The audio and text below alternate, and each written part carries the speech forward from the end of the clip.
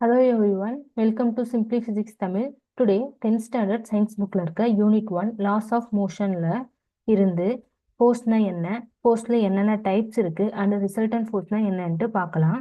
இங்க ஒரு ட்ராலி இருக்கு. அந்த ட்ராலியை இந்த பர்சன் என்ன பண்றாங்க, தள்ளுறாங்க. தள்ளுறதுனால இந்த ட்ராலி மூவ் ஆகுது. ஸோ இந்த ட்ராலி மூவ் ஆகிறதுக்கு இந்த பர்சன் என்ன பண்றாங்கன்னா ஃபோர்ஸ் கிரியேட் பண்றாங்க. இந்த ஆக்ஷனை தான் என்னன்னு சொல்றோம்னா ஃபோர்ஸ் அப்படின்னு சொல்றோம். இந்த ட்ராலியை ஃபோர்ஸ் கொடுத்து தள்ளும் போது அது ஒரு சர்டைன் டைரக்ஷன்ல மூவ் ஆகுது. என்ன டைரக்ஷன்ல மூவ் ஆகுதுன்னா ஈஸ்ட் சைட்ல மூவ் ஆகுது. ஸோ இந்த டைரக்ஷனை பேஸ் பண்ணி தான் ஃபோர்ஸோட டைப்ஸ் இருக்கு.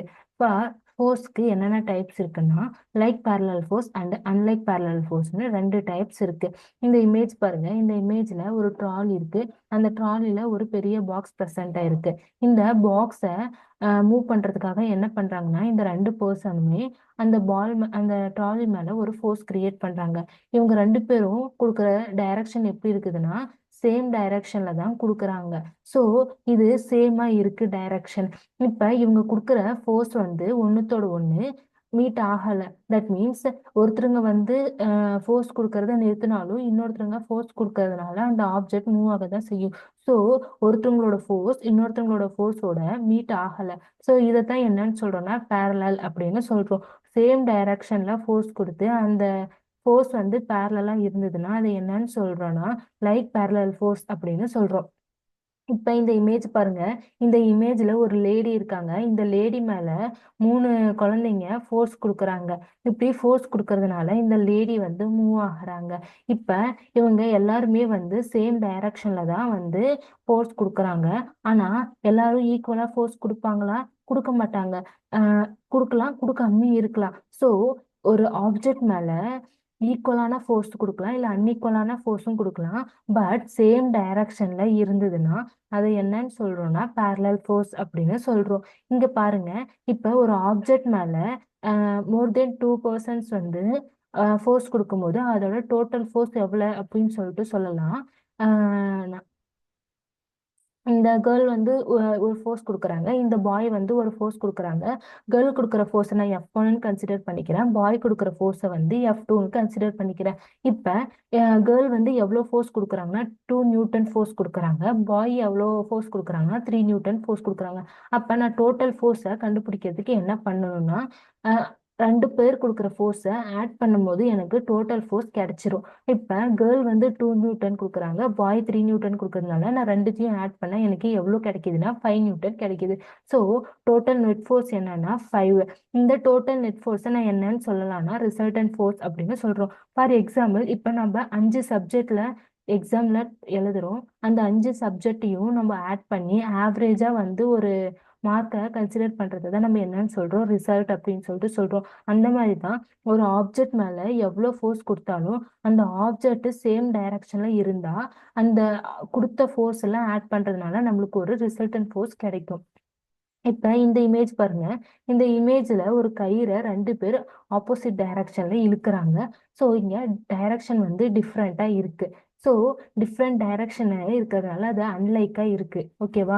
இவங்க கொடுக்குற ஃபோர்ஸ் ஒரு இப்போ பேரலா தான் இருக்கு. ஏன்னா ஒருத்தருங்க வந்து இழுக்கிறத ஸ்டாப் பண்ணாலும் இன்னொருத்தருங்க இழுத்தா அந்த கயிறு மூவ் ஆகுது. ஸோ பேரல் எங்கேயுமே இது மீட் ஆகல. ஸோ இது வந்து பேரலல் ஃபோர்ஸா இருக்கு.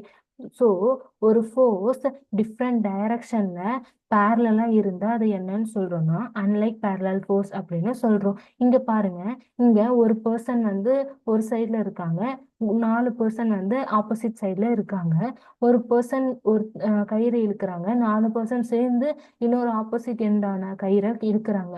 அப்ப இங்க ஃபோர்ஸ் வந்து ஈக்குவலா இருக்கா? ஈக்குவலா இல்ல. இங்க ஈக்குவலாவும் இருக்கலாம், ஈக்குவலா இல்லாமையும் இருக்கலாம். ஆனா ஆப்போசிட் டைரக்ஷன்ல ரெண்டு பேரும் ஃபோர்ஸ் கொடுக்குறாங்க. அப்ப நான் வந்து இதை ஆப்போசிட் டைரக்ஷன்ல கொடுக்கறதுனால இது என்னன்னு சொல்றேன்னா அன்லைக் parallel ஃபோர்ஸ் அப்படின்னு சொல்றேன். இப்ப இந்த ஃபோர்ஸ் வந்து டோட்டலா எவ்வளவு இருக்கு அப்படின்ட்டு பார்க்கணும்னா இந்த ப்ளூ கலர் பர்சன் வந்து எந்த சைடு கொடுக்குற டைரக்ஷனையும் இன்னொருத்தவங்க கொடுக்குற டைரக்ஷனையும் நம்ம மைனஸ் பண்ணும்போது நம்மளுக்கு டோட்டல் நெட் ஃபோர்ஸ் கிடைக்கும். ஏன் மைனஸ் பண்றோம் அப்படின்னா இந்த ஃபார் எக்ஸாம்பிள் இந்த பாய் லெஃப்ட் சைடில் இருக்க பாய் 3 நியூட்டன் கொடுக்குறாங்க, ரைட் சைடில் இருக்க பாய் 2 நியூட்டன்ஸ் கொடுக்குறாங்க. இன்கேஸ் இவங்க ரெண்டு பேருமே சேம் ஃபோர்ஸ் கொடுத்தாங்கன்னா இவங்க அந்த கயிறு மூவ் ஆகாது.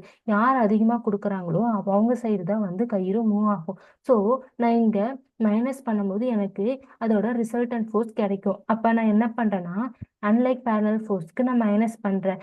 பாய் ஒன்னோட ஃபோர்ஸ் 3 நியூட்டன், பாய் டூவோட ஃபோர்ஸ் வந்து 2 நியூட்டன். ஸோ 3 - 2 அப்படின்னா எனக்கு டோட்டல் நெட் ஃபோர்ஸ் என்னன்னு கிடைக்குதுன்னா 1 நியூட்டன் கிடைக்குது. அப்போ அதிகமான ஃபோர்ஸ் வந்து 1 நியூட்டன். லெஃப்ட் ஹேண்ட் சைடில் இருக்கவங்க தான் 1 நியூட்டன் அதிகமாக கொடுக்குறாங்க. அதனால லெஃப்ட் ஹேண்ட் சைடில் இருக்கவங்க பக்கம் தான் கயிறு மூவ் ஆகும். இப்போ இப்போ நான் இங்கே இந்த இமேஜில் நிறைய குழந்தைங்க ஒரு லேடி மேலே ஃபோர்ஸ் கொடுக்குறாங்க.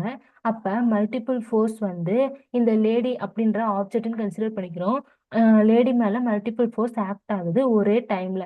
அதை தான் என்னன்னு சொல்கிறோம்னா சைமல்டேனியஸ்லி அப்படின்னு சொல்கிறோம். இந்த மல்டிபிள் ஃபோர்ஸை சிங்கிள் ஃபோர்ஸாக நம்ம சொல்லணும் அப்படின்னா அது எப்படி ரெப்ரசன்ட் பண்ணுவோம்னா ரிசல்டன்ட் ஃபோர்ஸ் அப்படின்னு ரெப்ரசன்ட் பண்ணுறோம். இங்கே பாருங்க, இங்கே 2 பர்சன் வந்து ஒரு கயிறை இழுக்கிறாங்க. 2 பர்சன் கொடுக்குற ஃபோர்ஸுமே வந்து சேமாக இருக்குது. ஃபார் எக்ஸாம்பிள் இப்போ இவங்களோட எவ்வளோ நெட் ஃபோர்ஸ் இருக்குது அப்படின்னு சொல்லிட்டு பார்க்கணுன்னா லெஃப்ட் ஹேண்ட் சைடில் வந்து 5 நியூட்டன் கொடுக்குறாங்க, ரைட் ஹேண்ட் சைடில் இருக்கவங்களும் 5 நியூட்டன் கொடுக்குறாங்க.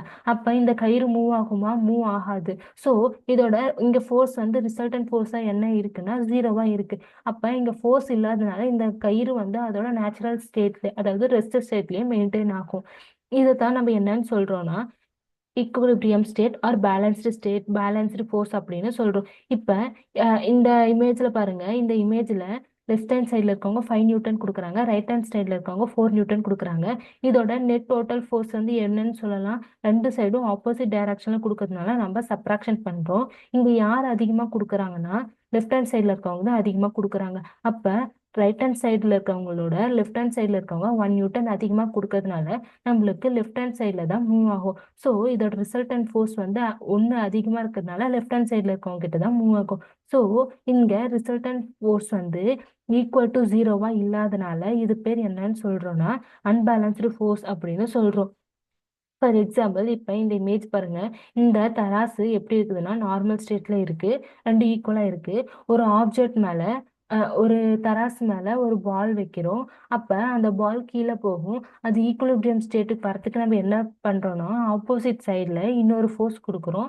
அப்படி அதாவது ஃபோர்ஸா வந்து ஒரு பாலை கொடுக்குறோம். அப்ப அது வந்து ஒரு பேலன்ஸ்டு ஸ்டேட்டுக்கு கன்வெர்ட் ஆகிக்குது. ஸோ இதை தான் என்னன்னு சொல்றோம்னா ஈக்குலிபிரியன்ட் அப்படின்னு சொல்லிட்டு சொல்றோம். Okay, thank you for all. Thank you for listening.